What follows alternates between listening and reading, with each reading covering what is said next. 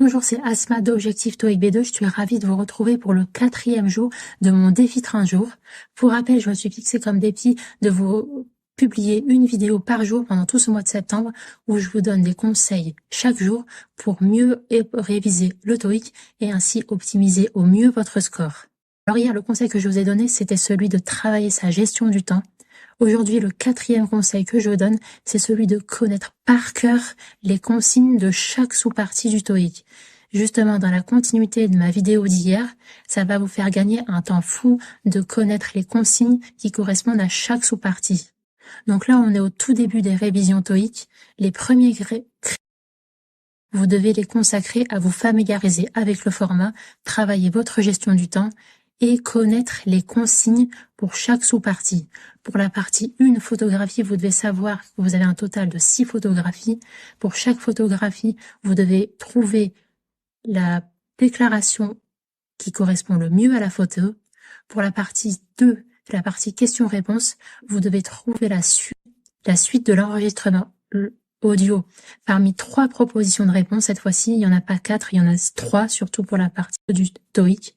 Pour la partie 4 et la partie 3 du TOEIC de la partie listening, vous devez répondre à 3 questions qui se rapportent à une conversation pour la partie 3 et à un monologue pour la partie 4. Ensuite, pour la partie reading, vous devez savoir que pour la partie 5, vous avez 30 phrases à compléter. Pour chacune de ces phrases à trous, vous devez trouver le meilleur mot qui correspond le mieux. Pour la partie 6, qui est identique, c'est des textes. Vous devez compléter chaque phrase à trous. Et enfin, pour la partie 6, vous devez savoir que vous devez travailler sur un corpus de documents, répondre à des questions entre un document et plusieurs documents. Donc ça, c'est très important de connaître ça avant de vous lancer dans les révisions TOEIC proprement dites.